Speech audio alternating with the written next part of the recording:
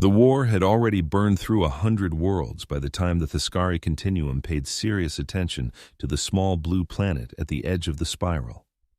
On the bridge of warship Hecatar, polished metal and deep purple light framed a view of stars streaked with ion trails. Marshal Kelvaron stood at the forward display, hands clasped behind his back, staring at the tactical holomap that hovered in front of him. Red and blue markers swarmed and flickered. Theskari task forces, Qolathi spearheads, shattered neutral systems marked in dull gray. Kelvaron's carapace bore old impact scars that shone faintly under the bridge lights. He had spent an adult lifetime as a servant of the Continuum, rising from planetary garrison to fleet command, always in the same struggle with the same enemy. Every gain felt temporary. Every victory, a down payment on another campaign. He was tired of watching his civilization starve itself to keep fighting. "Marshal," said Analyst Sarik from the data pit below, "we have completed resource projections for the next 12 cycles." "Show me," Kelvaron replied. The holomap dissolved into a chessboard of columns and colors: fuel reserves, industrial capacity, population, food. Fuel glowed a respectable green. Industrial output pulsed a stressed yellow. Food was bleeding into orange and then into red. Kelvaron exhaled slowly. "Qolathi rating patterns," Sarik continued, "continue to prioritize our agri-worlds. They have refined their bioweapons, and planetary quarantines are costly. Without new sources, ration cuts are inevitable." Kelvaron turned to face him. "You said you had options." A second display flickered to life beside the first. Scattered around the outer spiral were small markers, most of them a pale, unthreatening white. "Unaligned or minor polities," Sarik explained. "Worlds we have not integrated. Many are primitives. Some, however, show industrial signatures and organized agriculture." He enlarged one of the markers until it became a magnified image of a blue world with swirling clouds and broad green continents. "This one," Sarik said, "is designated Human Sphere Primary, surface name translation, Earth." Kelvaron narrowed his eyes. "We have ignored it until now?" "Distance and lack of strategic importance," Sarik said. "It sits beyond our traditional conflict corridor. The Qolathi have not contested it. Only recently did our border probes detect orbital traffic and broad-spectrum broadcasts." The Marshal gestured impatiently. "What can it provide?" Sarik rippled his spines and sent a command.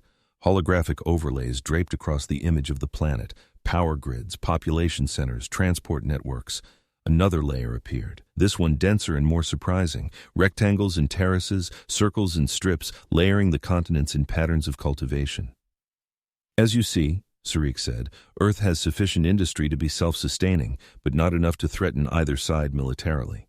Its orbital infrastructure is modest. Main exports by percentage of total mass transfer are organic: grain, plant oils, animal proteins, timber. Their own archives speak of them as a species with a long agricultural history." "Long compared to what?" Kelvaron asked. Sarik tilted his head. "Compared to most we have absorbed, they have cultivated some form of agriculture for many millennia. Their major land use remains farming and managed forest." Kelvaron studied the web of fields. To him, it looked like wasted opportunity. So much land devoted to slow-growing biomass when it could support factories, shipyards, armories. "They are farmers," he said. "Predominantly, yes," Sarik answered. "They possess weapons, certainly. But our scans find no planetary-scale arsenal comparable to the Continuum's fortress worlds. Their warships are limited. Their defensive grid could not stop a major incursion." The Marshal's mandibles tapped thoughtfully. "Can we take them?" "We do not even need to," Sarik replied. "We can recruit. Their broadcasts indicate fractured polities, but they also show a capacity for crisis unification. Pressure applied correctly could bring them under our banner with fewer losses than a full-scale assault. Their population is large. Their agronomic expertise is considerable. Their productivity per hectare in some regions exceeds our own pre-war averages." Kelvaron looked back at the food projections, fading into orange and red. A single agrarian world would not win a war, but a network of such worlds, restored and optimized, might sustain one. If these humans could help rebuild what the Qolathi had burned, they might restore the Continuum's greatest strategic weakness. "Prepare a contact package," he ordered. "We will not ask, we will inform. This Earth will join the war effort. as auxiliaries. He did not bother to hide the faint curl of contempt in his voice on the word. Auxiliaries. Harvesters. Hands in the dirt, doing necessary work while others decided the fate of the galaxy. Farmers. On Earth, beneath a pale sky striped with high cloud, Commander Arne Bekele watched unfamiliar constellations bloom over the eastern horizon. He stood on the rooftop of an orbital launch facility's command center, the chill wind tugging at his jacket. Far above, new dots of moving light slid into position, clustering where there had been only stars moments before. Aaron had spent much of his life thinking in terms of coordination, supply chains, evacuation corridors, emergency shelter capacity. He had been a logistics officer for a disaster relief coalition before the Terran Cooperative had even formally united Earth's major powers. His job, he often said, was not to move things, but to make sure nothing broke when people did. Tonight, the thing threatening to break was not a city or a region, but everything. The first of the alien ships had appeared in the afternoon, flaring into orbit like slow meteors. Communications arrays around the world had lit up with their arrival. Within minutes, orbital telescopes painted them, dark, jagged silhouettes bristling with unknown protrusions. They had not fired. Instead, they had spoken. The translation systems had struggled at first, but the message was clear by sunset. A war was raging among the stars. A power called the Theskari Continuum was fighting for survival against another called the Qolathi Concord. The Continuum had discovered Earth and deemed it valuable. Earth was not being invaded, they had said. It was being enrolled. Arun had a copy of the transmission on a tablet in his hand. He had read it 3 times already. The dictation was flat and formal, full of titles and measured words. The meaning, stripped bare, was simple. We are in a war for everything. You will support us with food, labor, and whatever else we deem helpful. Refusal is irrational. Compliance will be rewarded. Behind him, footsteps echoed on the rooftop stairs. Karim Novotny emerged, wind ruffling his suit, a scarf flapping at his throat. He looked tired, his eyes shadowed from long hours in negotiation rooms. They've confirmed the summit time, Karim said. Docking at 0800 station time tomorrow. Orbitals are clearing a berth. Arun turned to face him. Any change in their tone? None, Karim said. They insist they are not conquerors, but they have a very narrow definition of choice. Terran cooperative leadership is divided. Some want to fight immediately, others advocate total accommodation. And you? Arun asked. Karim looked up at the hanging lights of the alien fleet. Thin clouds drifted over the stars, smearing them into pale streaks. I think we cannot fight them conventionally, he said, but we can negotiate the terms of how we matter. Arun tapped the tablet. They called us an agrarian civilization. Karim smiled briefly. It could be worse. They could have called us irrelevant. Or prey, Arun said. Karim's smile faded. Yes, or that. Silence stretched between them, filled with the distant hum of launch pads being readied and the faint roar of jets from planes taking off and landing. Finally, Karim said, Mars has agreed to send Yara Ben Halim as their representative. She's strong, pragmatic. The cooperative has named you as primary military liaison.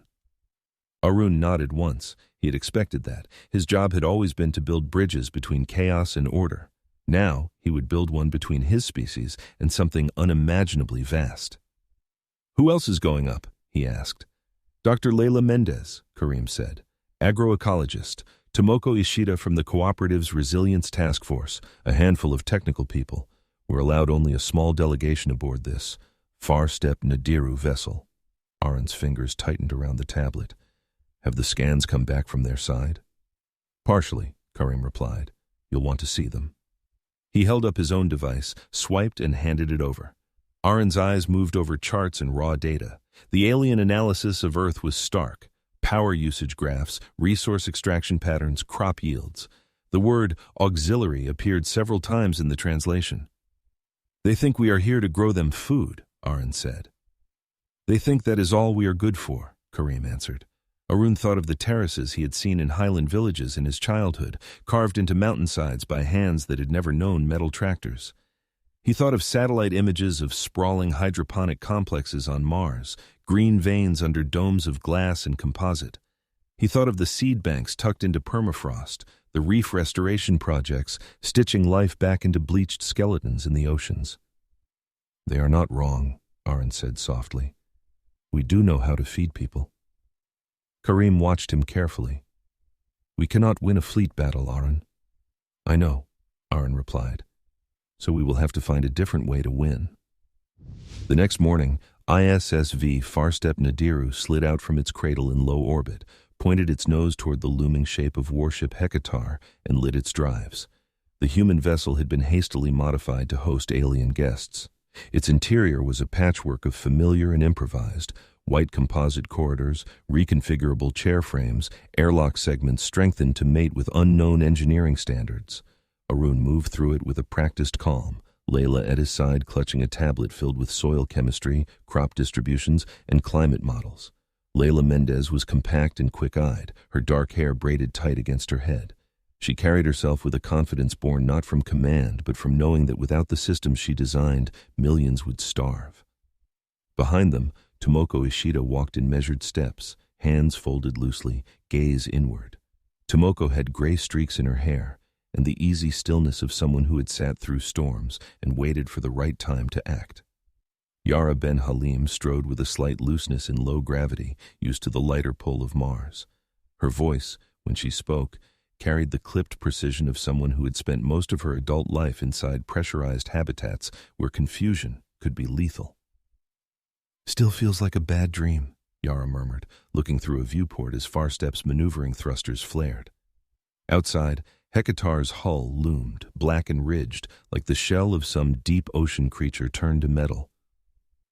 Bad dream would be if they had decided we were not useful, Tomoko said.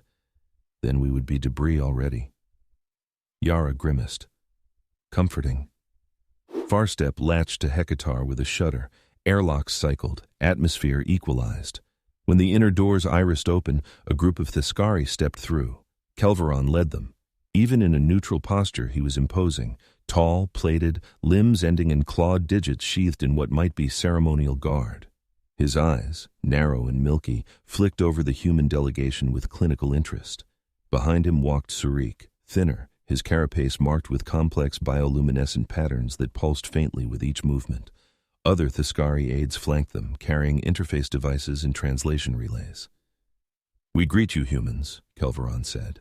The translation overlay made his voice sound metallic but intelligible.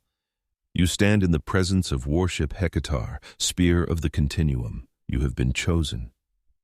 Chosen for what, precisely? Karim asked, stepping forward. His tone was polite but edged. Kelvaron inclined his head. To join a struggle that defines this era. The Qolathi Concord would unmake the foundation of sentient order. We will not allow this. You will not allow this. We offer you the honor of contribution. And if we refuse? Yara said. Surik spoke this time. His patterns shimmered in a way that to a Theskari signaled faint amusement. You misunderstand, he said. Your refusal is not a parameter. Your survival depends on the Continuum's endurance. If we fall, the Qolathi will not spare your sectors. If you resist us, we will expend additional energy to align you. Either way, you will be involved. Arun stepped between Yara and Karim, schooling his voice. We have no interest in seeing any civilization destroyed, he said. Our people are afraid. They see your arrival as conquest, not partnership. If you want their cooperation, you will need to offer more than threats. Kelvaron studied him for a long moment. You are the one named Aaron Bekel, he said. Our translation algorithms tagged you. You speak often about logistics, about keeping fragile units functional in chaos. This is relevant. I understand supply chains, Aaron said, and I understand that if you can script our world without regard for its needs, your new asset will break under the strain. You want our farms, our engineers, our labor. We can give these, but we will not simply sign our world away. Kelvaron considered. Behind his impassive features, calculations shifted. While he weighed risks and benefits, his officers streamed data into his private channel. Earth's capabilities, projected yields, potential resistance pockets. Surik knew his Marshal well. He understood that Kelvaron felt the pressure of the food projections more keenly than any other number on their charts. Define your conditions, Kelvaron said at last. Arun did not allow himself to sag with relief. He had expected this opening, but expectation was not certainty. Earth retains sovereignty over its territory and orbital space, Aron began. No foreign garrisons without consent, no forced relocations of our population. Kelvaron's eyelids twitched, but he said nothing. In return, Aron continued, we assist in restoring 3 of your devastated agricultural worlds. We design and oversee the rehabilitation. Our personnel retain authority over those projects. You provide security. We rebuild function. Karim watched Kelvaron closely, noting every subtle tension in the alien's posture. Yara's jaw worked silently as she imagined Mars's domes under Theskari guns, their thin supply lines strangled if Earth defied. 3 worlds is insufficient, Sarik said. We have lost more. Then consider it a pilot, Tomoko spoke softly for the first time. If we fail, you lose little. If we succeed, you gain proof. Kelvaron's gaze moved to her. You are? Tomoko Ishida, she said. I build systems that keep things alive when conditions change. Her eyes met his without flinching. He read in them not bravado, but the calm of someone who had watched ice caps melt and shorelines shift and yet had still found ways to keep communities fed. We will need food now, not in decades, Kelvaron said. You will have both, Tomoko replied, if you grant us the time and resources to do it correctly. Kelvaron's internal advisory systems whispered of risks. Allowing an outside species so much control over critical infrastructure could create dependencies that might undo them later. But his memory held an image that did not leave him. The red of the food projections, the gnawing thought of fleets floating in space with empty holds and starving crews. Agreed, Kelvaron said. 3 worlds. You will demonstrate the efficacy of your methods. We will provide escorts, transports, and defensive assets. In exchange, Earth commits to our strategic cause. You will supply personnel, material, and expertise as we deem necessary. Aron's shoulders eased a fraction. There is one more condition, he said. Sarik's markings brightened with irritation. You are in no position. Kelvaron held up a claw and Sarik subsided. Speak, Kelvaron said. Our people will not design weapons that cause long-term, irreversible harm to living worlds, Aron said. We understand war. We will fight if forced, but we will not participate in exterminating ecologies. Kelvaron's mandibles parted in what humans would later learn was a gesture of bafflement rather than aggression. You think we wage war by killing planets for pleasure? He said. The Qolathi struck first in that arena. They think nothing of turning biospheres into testing grounds. We responded as we had to. Layla stepped forward. However it began, the tools exist now. Once normalized, they will spread. If you want our techniques, you accept our constraints. In those words, she spoke not just for herself, but for generations of agronomists who had learned painfully how easy it was to poison a landscape in the name of progress. Kelvaron felt surprise, then a grudging spark of respect. It had been ages since anyone bargained with him as if their position had weight. The continuum will not forswear any tool categorically, he said. We cannot bind our future so tightly, but we can agree that your contribution will be focused on preservation and restoration, not annihilation.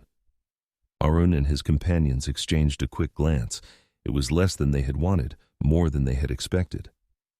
Then we have the outline of an agreement, Karim said. And the beginning of a measure, Sarik added. We will see what a world of farmers can truly do. In Karska Valley, the hills were etched with terraces that gleamed with damp soil after rain. The valley lay far from the glittering cities that filled most outsiders' picture of Earth, but it was closer to the planet's long memory. People here had been coaxing food from rocky slopes for centuries. Stone walls held centuries of calloused hands. Fruit trees bent over narrow paths, branches heavy with late-season fruit. Josip Dara leaned on a tool handle and watched the visitors from the Terran cooperative pick their way up the path from the road. He was wiry, sun-browned, his hair cut short for practicality. Years of working with soil and machinery had left his arms scarred and his mind trained to spot the faint shifts that meant a coming problem, a patch of yellowing leaves, a strange insect, a scent on the wind. Beside him, Amaya Razan balanced on a low stone wall, eating an apple. Her eyes followed the newcomers with open curiosity. That one walks like administration, she said around a mouthful, nodding toward Tomoko, who approached with Elin Kovac at her side. Elin walks like she wants this to be over so she can take something apart, Josip said. He was not wrong. Elin's gaze flickered over everything, terrace angles, irrigation channels, the patterns of cover crops at the edges. Tomoko stepped onto the packed earth near Josip and dipped her head in greeting. "Mr. Dara," she said. "Ms. Razon, thank you for meeting us." "We don't get many visits from orbital stations," Amaya said. "We thought we should see what storms are blowing in this time." Tomoko smiled faintly at the mention of storms. "This time," she said, "the storm is from far beyond your sky." They sat in the shade of a walnut tree, mugs of tea between them, while Tomoko projected holograms from a portable unit onto the rough wooden table. The images were stark. The Theskari agri-world stripped of life, once green landmasses now dun and cracked. Graphs showed biomass collapse, soil carbon depletion, erosion. This was a world that fed billions, Tomoko said. Then the Qolathi released a tailored pathogen into their staple crop. In panic, the Theskari tried to save yields with chemical interventions and emergency monoculture expansion. They burned their own soil trying to accelerate recovery. Now they have dust that used to be land, Josip said quietly. Elin tapped a section of the projection, bringing up cross-sections of soil profiles. "Residual structure is poor but not hopeless," she said. "Subsurface water still exists. Some native microbiota survived in deep strata.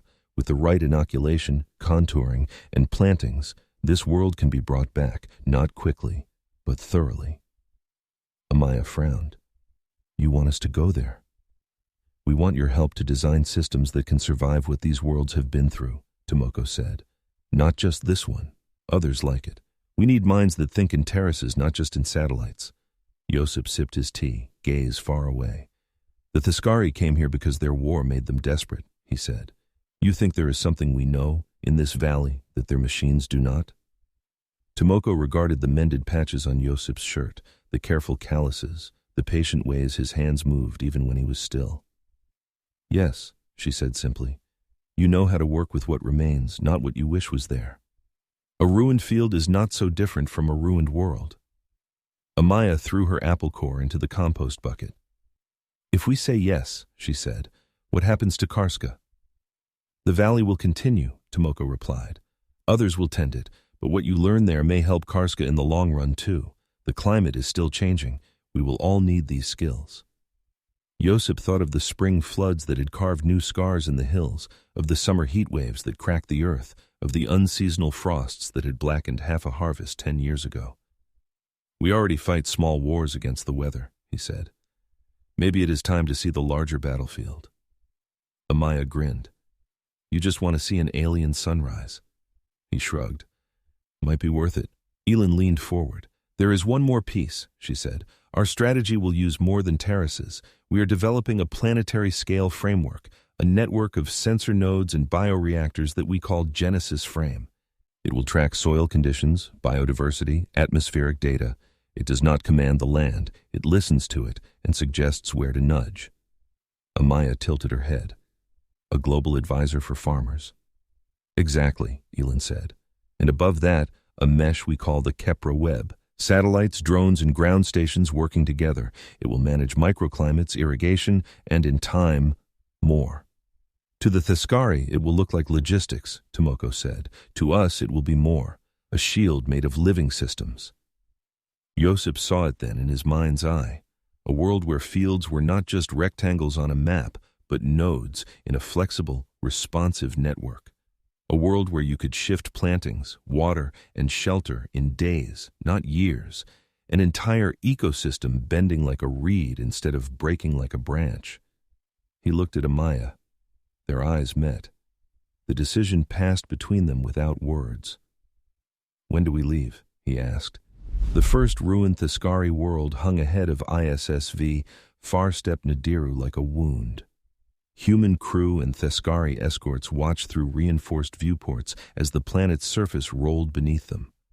Once it had been a green jewel in the Continuum's breadbasket, its plains covered in waving pseudo-grain, its river valleys thick with orchards. Now, vast swaths of it were a pale, lifeless tan streaked with erosion gullies. "You did this to yourselves as much as the Qolathi did," Layla said quietly, half to herself, as she studied the readouts. Sarik stood beside her, his patterns dimmed. "We reacted to an existential threat," he said. "Our industrial agronomy was efficient before the war. Scaling up the same techniques to emergency levels was logical." "It was linear," Layla replied. "In a system that needed curves, complex feedback, not just more of the same." She tapped the glass. "Those strips of green in the canyon shadows," she said.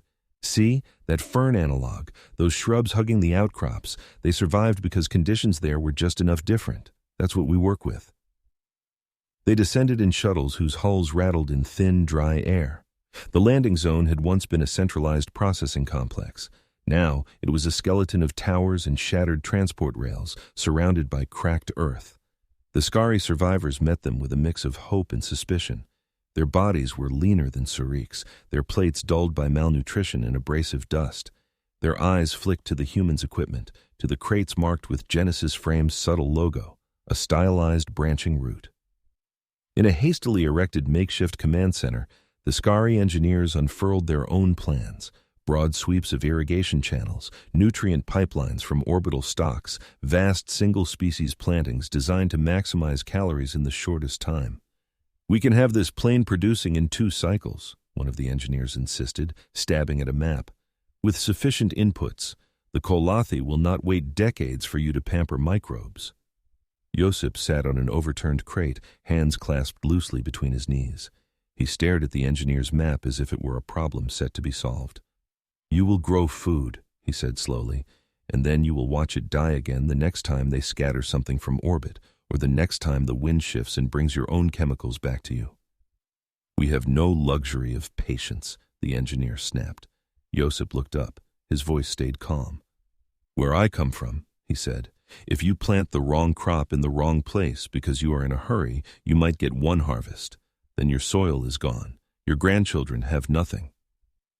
The Theskari eyes narrowed. "What does it matter what happens to grandchildren if there is no continuum at all?" Tomoko stepped forward. "It matters because strategies that ignore the long term fail more often than those that include it," she said. "Short-term gain can be a trap. We are not suggesting a delay for its own sake. We are suggesting a different path to speed." She unfurled her own projection. It looked scattered. Small pilot plots, targeted contouring, deliberate patches of nothingness. "We begin here," she pointed to a cracked basin near a canyon wall. "Your soil there still has some structure. Underground water is accessible with moderate effort. We establish diverse, resilient plantings focused on rebuilding soil communities.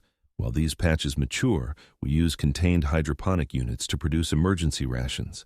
They are not dependent on large fields, so they are harder to sabotage. We deploy sections of Genesis Frame to monitor all of it." The Theskari engineer scoffed. "Or we fill this entire basin with slurry and make it feed us now." "And when the Qolathi drop a new pathogen on it, what then?" Layla asked. "You have no defenses, no redundancy. Our approach builds redundancy into the land itself. Think of it as armor, but made of life." Kelvaron's presence at this first site was deliberate. He wanted to see whether these humans were as valuable as they claimed, or whether they were sentimental dreamers. He watched the debate, listening not only to the words but to the tensions under them. He saw Josip and Amaya's familiarity with scarcity, with making do. He saw Tomoko's layered perspective that wrapped planetary systems and single plants in the same mental framework. He thought of Sarik's earlier comment on Earth's long agricultural history. He imagined centuries and centuries of people learning, often painfully, that shortcuts in the wrong place were tricks laid by the enemy they called the future. "Proceed with the human plan," Kelvaron said. The Theskari engineer snapped his mandibles shut, frustrated but bound by hierarchy. "If this fails," he said, "we will have lost precious time." "If your sludge plan fails," Amaya replied, "you lose precious everything." So they began. They dug test pits and sent samples to Genesis Frame's first nodes, small cylinders planted like mechanical seeds in the ground. The nodes hummed quietly, drawing micropower from the sun and from gradients in the soil. They sampled, analyzed, and transmitted to orbit, where larger processors integrated their data. In orbit, Elin watched Genesis Frame's early models dance across her screens. Each new node refined their understanding of the dead world's hidden potential. She adjusted parameters, not to impose a single ideal pattern, but to let options emerge. "Treat it like a sick patient with a complex history," she told her team. "We are not replacing organs, we are helping the whole system remember how to be healthy." Down below, Josip ran his hand through a handful of cracked soil taken from the basin. It felt sifted, powder-fine, devoid of life. He imagined the tiniest forms: bacteria, fungi, small filamentous structures, waking up when given water and food. He imagined roots prying into the microcracks, exuding sugars, feeding invisible allies. He brought out packets from Karska, mixtures of seeds, spores, and microbial inoculants adapted to harsh conditions. Some came from Earth's deserts, others from high, cold valleys. "Here," he told the Theskari locals assigned to his team, "help me bury these where the land still remembers how to hold." The Theskari looked at the tiny seeds skeptically, then at the human whose hands moved with such instinctive familiarity with the soil. Slowly, they knelt and copied his motions. Above, Kepler-Webb's first satellite slid into temporary orbit around the dead world. Their sensors swept across the planet, mapping minute variations in temperature, humidity, trace gases. They linked with ground nodes and with FARSTEP's relay systems. To Theskari Command, Kepler-Webb had been sold as an agricultural optimization mesh, something to ensure maximum yield with minimum input. To Elin and her colleagues, it was that and more. It was nerves, eyes, and fingers extended over an entire planet, capable of feeling when something began to go wrong and shifting resources to buffer it. Weeks stretched into months. Under Genesis Frame's guidance, small pockets of life began to return. First in the shaded hollows, then in carefully contoured terraces cut into formerly smooth slopes.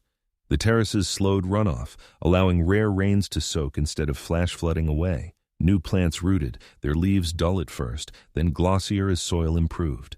Theskari farmers, once proud specialists reduced to ration queues, found themselves learning from human counterparts how to coax life from scarcity. It humbled some and enraged others. But harvest by harvest, the proof accumulated in bins and storage vats now filled not with imported slurry, but with food grown under alien guidance.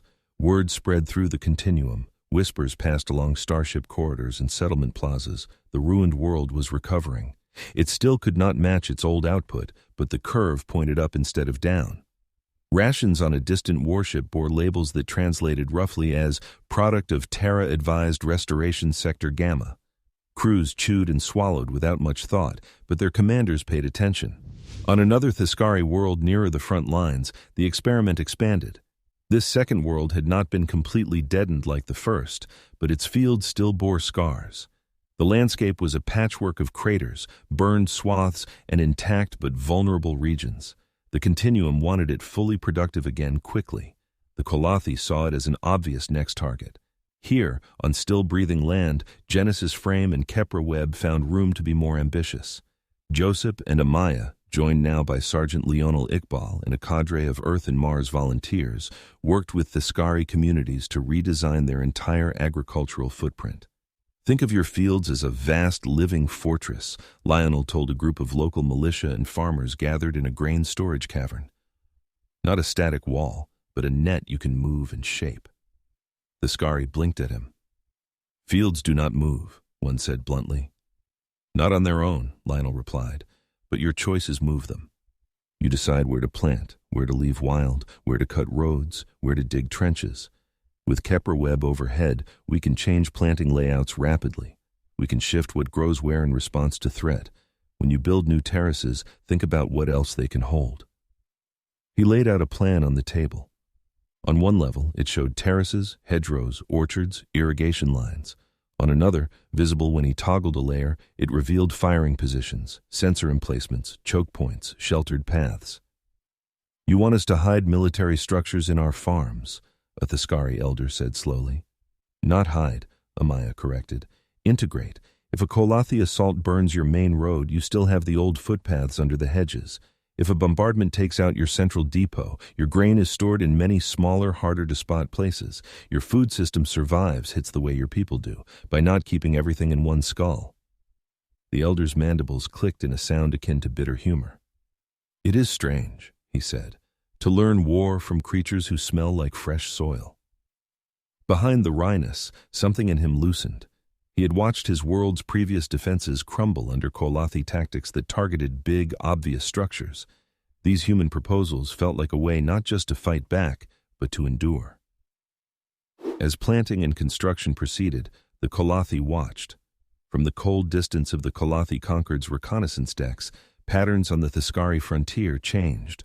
Admiral Tellin Voss reviewed reports with a frown that deepened the longer he read. "Describe this again," he said to Rhel, who stood at the edge of the projection pool. "Our probes captured imagery of the restored regions," Rhel said. "We expected to see conventional monocultures. Instead, we found interlocked patches of many species, arranged in irregular mosaics. They seem random, but statistical analysis suggests underlying design. These patterns complicate the spread of pathogens." Tellin gestured at the display, where overhead images of fields looked like a patchworked quilt. "We have tailored bioweapons to specific Theskari food species," Tellin said. "We have triggered cascading collapses by targeting their dependence on a narrow crop base. If they have diversified, if they are no longer centralized, our methods lose power." Rhel nodded. "Our initial test agents found purchase only in small regions before being buffered by surrounding diversity. It is as if we tried to burn a tangled rainforest with a spark designed for a single dry tree." "Why?" Tellin asked. "The Theskari have never been so organic in their planning." "The change coincides with the arrival of a new species in their alliance," Rhel said. "The ones from the blue world, humans." The way she spoke the name carried a mix of fascination and unease. Tellin folded his hands. "So the soil workers have turned themselves into strategists." Rhel's eyes flickered with the faint bright sheen that in her species signaled curiosity. "Perhaps they always were," she said. "No one noticed because no one cared how food was grown as long as it arrived." Tellin considered the implications. "If these humans make Theskari worlds less vulnerable to our plagues," he said, "we lose the easiest lever we ever had. We cannot outbuild their shipyards, not easily. Our edge has been in undercutting the physical basis of their war machine, food. If that goes—" He let the thought trail off. Rhel did not need to hear its conclusion. "What would you do," Tellin asked slowly, "if you wished to destroy not just these new practices, but trust in them?" Rhel's eyes shuddered for a heartbeat. Her career had begun in defense research, modeling environmental risks, designing ways to contain them. War had dragged her expertise into darker work. "If I had no scruples," she said, "I would craft a pathogen complex tailored not to a species, but to a pattern. Something that seizes on the connectivity of systems like this Genesis frame we have intercepted references to. A plague that follows data lines, irrigation channels, microclimate control grids. One that corrupts trust in distributed agriculture itself." "Can you design such a thing?" Tellin asked. Rhel hesitated. "In theory, but once released, it might spread beyond Theskari space. It might adapt to any world that embraces similar methods. That includes ours if we ever adopt them." Tellin's gaze hardened. "If we do not act," he said, "the Theskari will spread these methods to a dozen worlds, then 100. Every ruined planet they restore becomes a bastion. Every bastion we fail to collapse becomes another front we cannot breach. The Concord is not infinite." He stepped closer to Rhel. "You will design it," he said, "and we will unleash it before their new farming fortress doctrine can mature. If the soil must be poisoned to weaken the continuum, then so be it." In the quiet of her lab, Rhel activated simulations with a leaden heart. Soon, the world that would test their theories bled. The chosen target was a Theskari core world in transition. Human teams had begun the process of weaving Genesis frame into its fabric. Kepra web satellites circled overhead, not yet fully integrated, but providing guidance on irrigation and planting shifts. Fields had been diversified, terraces cut, wild corridors allowed to thicken. When the Qolathi plague arrived, disguised in harmless-looking ice fragments that burned up over the world's atmosphere, it infiltrated quickly. It carried multiple payloads, each tuned to interact with the soil biome in different ways. In one region, crops blackened and collapsed. The next day, fields hundreds of kilometers away did the same. Not because spores had traveled, but because Kepra Web, in an unknowing act of self-sabotage, had synchronized certain moisture and nutrient adjustments based on corrupted data. Genesis Frame tried to compensate for dwindling productivity by suggesting more aggressive interventions, which now fed the plague rather than buffering it. Within days, aquifers foamed with toxic blooms, livestock died with swollen organs, microbial communities were disrupted on a scale that exceeded even the Qolathi designers' expectations.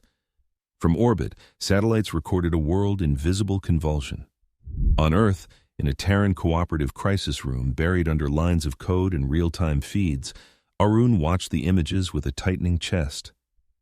"This is worse than anything we modeled," Layla said, fingers flying over a console as she tried to overlay known disease dynamics. "It's not a simple pathogen, it's exploiting the connections themselves. Every place Genesis frame helped became a vector." "That's exactly what they wanted," Tomoko murmured. "They wanted to make us fear our own tools." On a live link, Kelvaron appeared as a hovering image, his carapace edges blurred slightly by latency. "You assured us your methods would strengthen our worlds," he said, voice clipped with anger barely contained. "Now one of our core planets is dying, faster than anything the Qolathi have accomplished before." His accusation carried more than blame.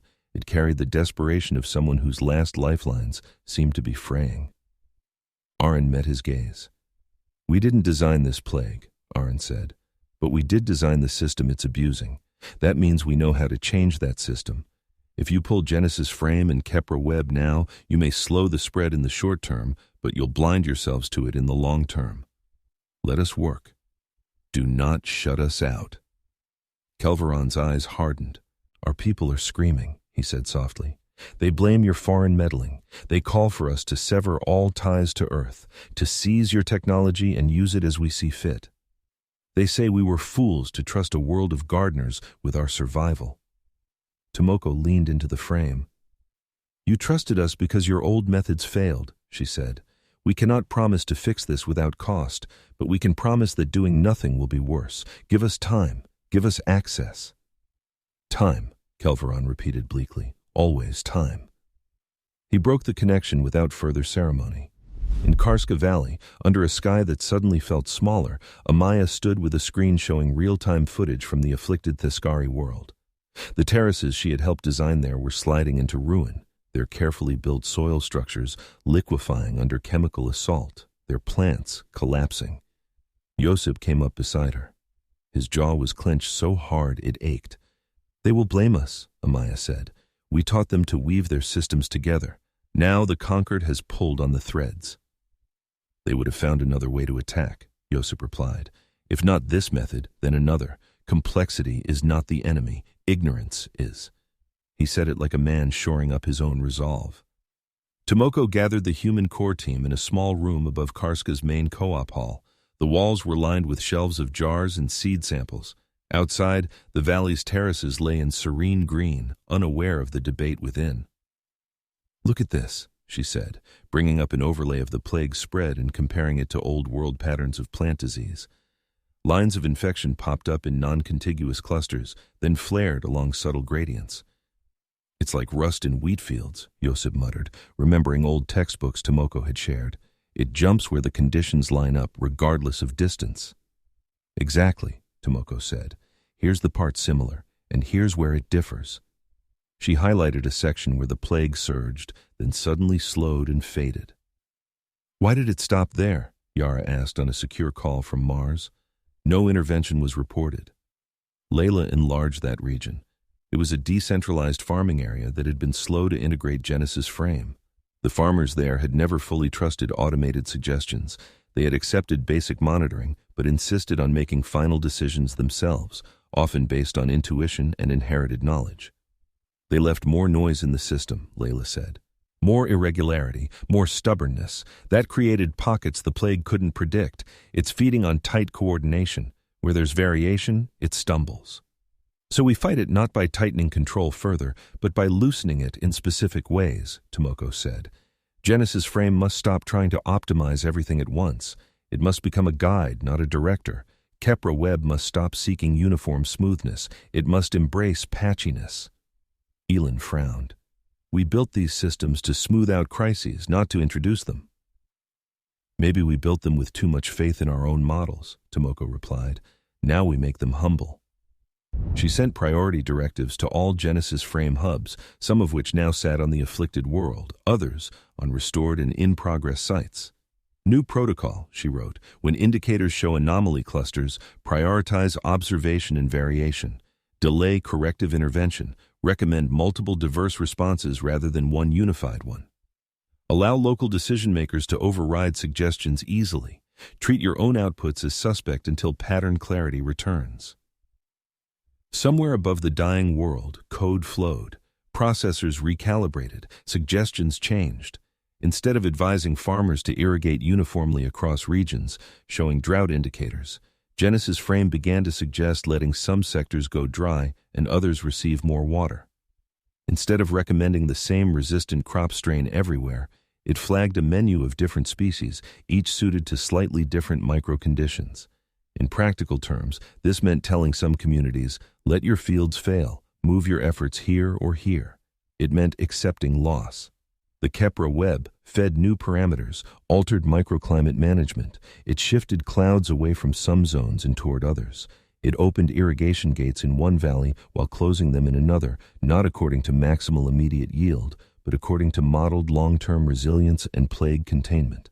To Theskari on the ground, struggling to save their homes, these commands looked insane. "Why are you abandoning us?" a farmer cried on a feed, watching water diverted away from their parched crop. Tomoko appeared on their screen, voice steady despite the tremor in her hands. "Because if we pour everything into saving every stalk, we feed the enemy," she said. "We are cutting fire breaks. We will lose fields. We will not lose the planet." Her words made rational sense. Her face, lined with the weight of them, carried something harder, the knowledge that she was asking people to hurt now for a hope that might still fail. "We need allies among the Theskari who can sell this to their own people," Aaron said. "We cannot be the only ones giving these orders." Far away, in the shining atrium of Varelian Spire, Sarik stood before Kelvaron with data streaming around them. "This is unprecedented," Sarik said. "The humans propose surrender in parts. Controlled sacrifice." Kelvaron watched the images of withering fields in one province contrasted with stabilizing patterns in another. "When I was young," he said slowly, "my parent tutor taught me a saying from an old dome community. Sometimes you must vent a section to save a city. We do this instinctively in space. We seal off a breached compartment so the ship survives. We have been reluctant to do it with worlds." He thought of the Orinel Archive, of the fragmented glimpses he had seen of a civilization that had danced on the edge of extinction and somehow found a way not to fall. "Have you found anything relevant there?" he asked Sarik. "Yes," Sarik replied. "The Orinel faced something similar, a self-amplifying bio-threat that exploited their own ecological engineering. They survived by adopting what their texts call yield through surrender. They allowed some sectors to be consumed, creating conditions where the threat starved itself, while others fortified themselves with hyper-diverse systems." Kelvaron absorbed this. "The humans, without access to those details, have converged on the same strategy," Sarik continued. "They think like the Orinel did." Kelvaron's respect for Earth ticked another notch upward, tinged now with unease. How dangerous was a species that rediscovered ancient survival strategies through its own stubborn logic? "Support their plan," he said. "Issue continuum-wide directives aligning with it. Own it as if it were ours. Our people must not see us as weak followers of alien gardeners. They must see us as leaders willing to make hard choices." Sarik's patterns brightened in affirmation. Across the afflicted Theskari world, a painful choreography unfolded. Entire districts were effectively surrendered, fields left to rot, water redirected elsewhere, protective measures withdrawn. In those places, the Qolathi plague surged, gorging itself on vulnerable biomass. But its very gluttony revealed its structures to Genesis Frame sensors. The more extreme the infection, the clearer its signatures became. In ring zones around those sacrificial sectors, diverse plantings were accelerated. Seed stores, many of them earth-derived, were opened. Fungi that could metabolize some of the plague's byproducts were cultivated in thick mats. Certain engineered root systems designed by Layla and Rhel Osat under duress exuded compounds that slowed the pathogen's reproductive machinery. Kepra Webb watched the interface between diseased and buffer zones with predatory attention. When wind threatened to carry spores across a line, satellites triggered localized weather tweaks, coaxing rain out of thin clouds to pound the spores into already contaminated soil where hungry microbes waited. When rivers carried tainted water, dams temporarily redirected flow into treatment marshes. It was ugly. It was imperfect. People died. Ecosystems suffered. But slowly, the unstoppable advance of the plague faltered. On one farm, a Theskari family stood at the edge of a line their ancestors had plowed for generations. On one side, their soil lay gray and reeking, plants collapsing into slime. On the other, new plantings, humble at first, held their color, leaves speckled but not destroyed. A gust of wind stirred, carrying a bitter scent. Airport-sized Kepra drones zipped overhead, dropping fine mist along the demarcation. The mist contained spores of a fungus that fed on dead plague structures, coaxed into overproduction. The wind shifted slightly, encouraged by subtle heat pulses from sat-mounted beams. The line held. In the control hub, Genesis' frame flagged this zone as a critical micro-victory. It sent the pattern of interventions to other nodes, not as a command, but as a suggestion. Here is what worked there. Try variations of this where your conditions seem similar. Farmers, now accustomed to treating the system as a partner rather than a master, chose from the menu or improvised their own tweaks. From orbit, the whole planet looked like a fluid tapestry of adaptation. Admiral Tellen Voss watched the data with growing unease. "It's adjusting," he muttered. "They're adjusting." Rhel, summoned to his side, pointed to sections where the plague intensity maps brightened, then dimmed, then flickered. "They have learned how to let it burn out in controlled spaces," she said. "They're using its appetite against it. Our design assumed they would fight for every hectare. They are ruthless." There was reluctant admiration in her voice. Tellen's lips thinned. "Then we move to the next phase," he said. "If they have made their worlds more resilient, we find the source of that resilience and cut it out." He gestured, and the map shifted to the Azuron belt, a swarm of asteroids around a dim star, dotted with bases and outposts. At the center of the hologram was a hulking shape nested within a carved-out asteroid, the Orinel Archive. "This," Tellen said, "is where they are finding their courage." He was not entirely wrong. The alliance between Earth and the Theskari Continuum had deepened not just on ruined fields and restored valleys, but in vaulted halls inside the Orinel Archive. There, among ghostly simulations of ecosystems long vanished, human and Theskari scientists had glimpsed frameworks beyond their own. It was there that Elin and Surik had found algorithms for distributed ecological management that seemed to think in spirals rather than lines, in languages of gradualism and sudden shifts. It was there that Kelvaron had first seen records of the Orinel's own brush with annihilation and the strange, calm acceptance with which they had designed their way out of it, and it was there now that Tellen planned to strike. The Battle of the Azuron Belt did not begin with a grand declaration. It began with a flicker of stealth fields as Qolathi ships slipped past outer patrols and a cascade of decoys that drew Continuum vessels away. Warship Hekatar arrived in-system on a burning arc, engines straining. ISSV Farstep Nadiru followed in its wake, crammed with human specialists and hastily repurposed equipment. In Karska Valley, Amaya and Josip had seen them off in a flurry of last-minute instructions and quiet promises. "Remember," Tomoko had told them, pressing her palm to a rough wooden beam as if to borrow its solidity, "this is not about heroic gestures. It's about keeping the pattern intact." Now, as alarms howled through Hekatar's corridors, Kelvaron rode an elevator to the central command deck. His mind split itself between tactical overlays, fleet positions, energy reserves, the Orinel Archive status, and through a secured channel, Genesis frames distribution across Continuum worlds. "We cannot lose that archive," he told Arun over the encrypted link. "If the Qolathi take it or destroy it, they erase not only history but the tools we need to stabilize the front." "We won't let them," Arun answered. His voice came from Farstep's cramped command center, where human and Theskari officers bent over shared consoles. Outside their portholes, Qolathi ships moved like segments of a dark, many-limbed creature, pulsing beams that carved through asteroid rock. At the archive site itself, deep within a honeycombed asteroid, Tomoko, Elin, and Rhel Osat stood in a chamber that looked less like a data vault and more like a forest frozen mid-breath, Vines, petrified into shining mineral, coiled around columns. Leaves, preserved in crystalline layers, overlapped like a 1,000-page book written in chlorophyll. Pools of liquid hung in gravity-neutral niches. "This is not just storage," Elin said in awe. "It's a model, a closed-loop system that remembers how to change." Rhel's gaze darted between the living remnants. "The Qolathi command will attempt to weaponize the plague here," she said quietly. "If they can corrupt this module, they'll not only neutralize it but potentially send a more adaptable version back to the continuum." As if on cue, shockwaves rippled through the asteroid. Distant structures groaned. Dust trickled from the ceiling. "We don't have time to be impressed," Tomoko said.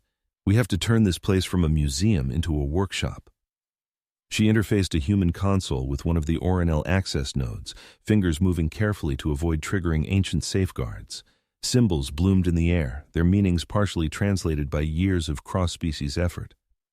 "Here," Elin said, pointing to a glyph cluster, "adaptive ecotone regulation, zones where the Orinel controlled the transition between stable and unstable states. If we can tie their logic to our understanding of the Qolathi plague, we might be able to let it burn in safe pockets everywhere." "Like a vaccination," Rhel said softly. "A controlled infection that teaches the system how to respond." Tomoko nodded. "And here is where we make our stand." Above them, in the belt's tenuous dust, Qolathi and Theskari fleets slammed against each other. Hecatar's guns spat lines of blinding energy, punching holes through Qolathi hulls. Qolathi beams tore chunks from asteroids, briefly turning them into clouds of molten glass. In the chaos, a cluster of Qolathi assault boats broke through, angling straight for the Orinel Archive's carved access bays. On Hecatar's bridge, Kelvaron saw them streak in and knew he could not intercept all of them in time.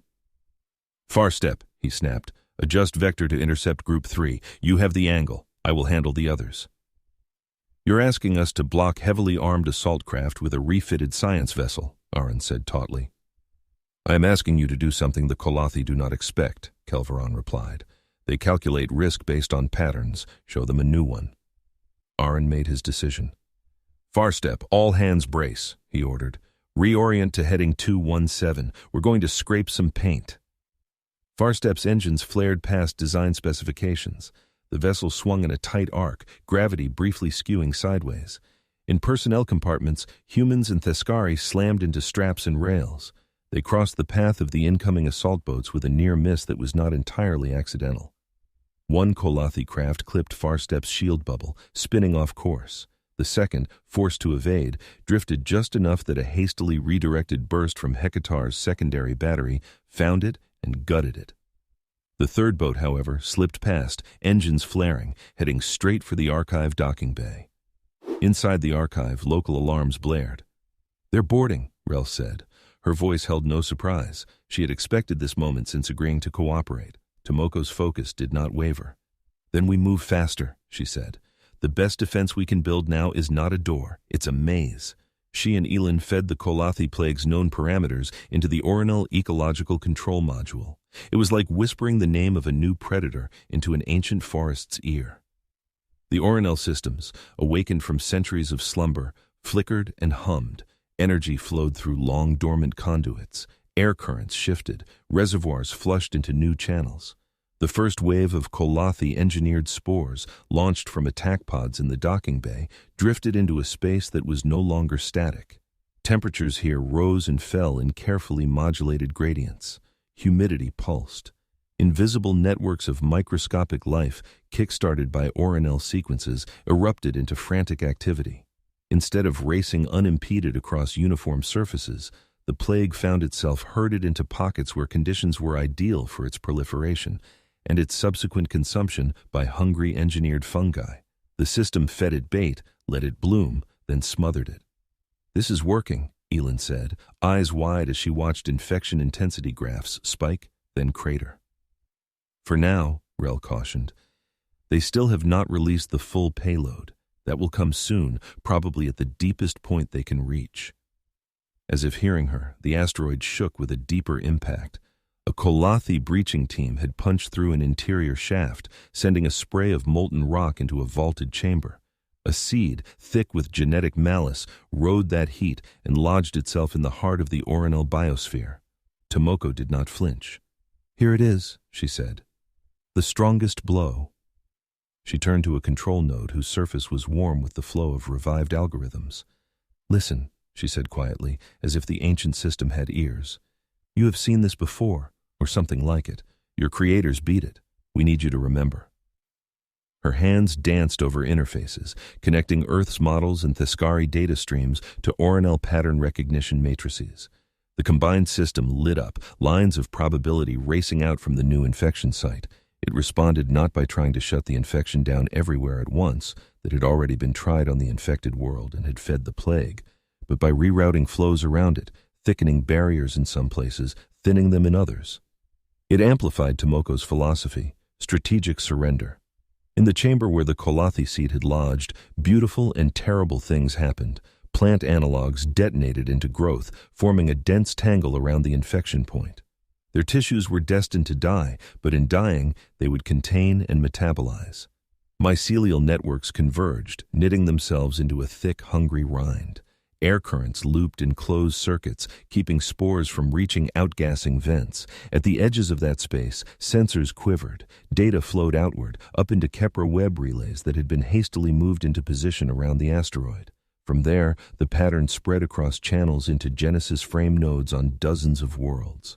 Everywhere the plague existed, the Alliance's systems began to behave more like the Orinel module, building sacrifice chambers, diverting resources, letting go of perfect efficiency in favor of rugged survival. Aaron watched the shift not as a scientist, but as someone who thought in lines of supply and vulnerability. Where once their war effort had been like a series of straight pipes, easy to cut with one well-placed blow, it was becoming something knotty, tangled, frustrating to a strategist who wanted simple targets. On the Qolathi flagship, Tellin saw the same thing and felt his advantage dissolving. "They're teaching their networks to absorb the hit," he said bitterly. "Every time we refocus, they flex instead of breaking." Rhel, standing slightly behind him, noted the fatigue in his voice. She had not told him of the moment in the archive chamber when she had decided finally that she could not continue to pour her intelligence into inventions that killed more than they saved. She made her choice now, in the quiet, careful motions of her hands over a console. "I may have something," she said. "A way to end this battle without further escalation." Tellin turned. He suspected her motives, but he needed options. "Explain," he said. "We designed the plague to exploit coordinated systems," Rhel said, "but that means we can embed a control signal into it as well. A kind of off switch, triggered by a sequence that would be almost impossible to produce accidentally." She tapped keys, bringing up waveforms only a handful of beings in the galaxy could truly read. "If we broadcast this signal now, while the plague is highly active, it will induce a non-lethal mutation that renders it unable to sustain itself in most conditions. It will fade. It will not reverse the damage done, but it will stop getting worse." Tellin narrowed his eyes. "And what does this cost us?" Rhel met his gaze. "We lose our greatest weapon. We regain our honor, if that still matters. And we avoid creating something we cannot control, because if we push it further, if we accept that any world with a coordinated ecosystem is a valid target, there will be no safe ground for anyone, not even us." He stared at her. "Your conscience activates at an inconvenient time," he said. "My conscience has been screaming," Rhel replied quietly. "You simply did not wish to hear it." He could have had her removed. He could have insisted on pressing the advantage, but in the back of his mind, a different voice spoke, an old teacher, showing him how overextended lines break, how over-reliance on a single tactic invites catastrophe. "We are not the continuum," that teacher had said. "We do not throw ourselves into the same wall forever. We adapt or we die." Tellin looked again at the maps. He saw not just enemy worlds, but the shape of conflict bending toward endless, escalating assaults on the very ground under them. "Do it," he said. "Send the signal. The Concord will howl, but we will still exist to hear it." Across light seconds and relay buoys, the encoded wave spread. In the Orinel Archive's chamber, the plague at the heart of the growth tangle shuddered as its reproductive logic was hijacked. Instead of multiplying, its components began to misalign. They still damaged cells, but without proliferating structures, their lethality dwindled. On the embattled Theskari world, Infection clusters glowed dimmer on Genesis Frame's tapestry. The edges of sacrificial zones retreated. New growth, guided by Orinel-informed patterns, edged cautiously into once fatally hot territory. In orbit around dozens of planets, Kepra-Webb's nodes registered a subtle shift, the lethal roar of a storm dropping to a worrisome but manageable wind. In the Azeron belt, guns fell silent slowly, then more quickly as both sides realized the logic of continued hammering had eroded. Warship Hekatar drifted amid cooling debris, hull scorched but intact. Farstep Nadiru had taken hits that left scars along its flanks but remained operational. Inside the Orinel Archive, Tomoko, Elin, and Rhel stood in a sticky, humid hallway. The air smelled of wet soil and something acrid half-digested. Around them, the living tangle that had grown in response to the attack was already beginning to senesce, collapsing into a compost that would, in time, feed new structures. Tomoko leaned against a column, breathing hard.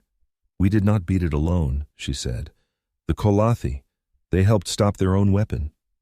Rhel nodded. "I sent the sequence," she admitted, with Talon's approval. Tomoko regarded her with tired, clear eyes. "Why?" she asked. Rhel's mouth twisted. "Because I have spent too long watching the ground I stand on become a target. At some point, there would be nowhere left to rest." Elin's lips curved in a small smile. "Welcome to the other side," she said. "We have tea there." Rhel huffed a brief, unamused laugh. Outside, across the spiral's contested corridor, fleets pulled back. Diplomats began the slow, clumsy dance of arranging ceasefires and parleys. The Continuum and the Concord were not friends. They might never be. But the weapon that had turned worlds into test sites for extinction was gone. In the wake of that shift, the value of a certain blue planet could no longer be measured solely in tons of grain or liters of cooking oil. On Earth, in Karska Valley, Josip knelt by a patch of vegetables, fingers stained dark from soil. He had returned to find the terraces much as he had left them, tended by neighbors in his absence. The familiar smell of damp earth and plant growth wrapped around him like an old coat. Amaya sat on the low wall, watching him thin seedlings. "So," she said, "you went to a dead world, then to the ruins of a civilization older than any of our stories, helped twist their memories into something that could stop the end of everything, and now you're back to pulling weeds." Josip plucked a stubborn plant and held it up. "This one is not a weed," he said. "It's a volunteer from last season. If I let it stay, it will crowd the others. If I pull it, these will have room." He gently placed the uprooted plant into a basket. It would feed the community's goats. Amaya shook her head, smiling. "You always did like simple metaphors for complicated things," she said. He looked up at the sky, where faint streaks marked traffic he would not have recognized a few years ago. Theskari ships, cooperative shuttles, exchange vessels from worlds that had once been distant rumor. "Maybe it's the other way around," he said. "Maybe everything complicated is built from simple choices repeated and combined."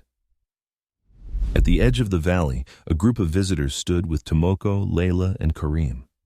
They were Theskari dignitaries, plates polished, limbs bearing ceremonial etchings. Among them, Sarik's patterns glowed with a new complexity.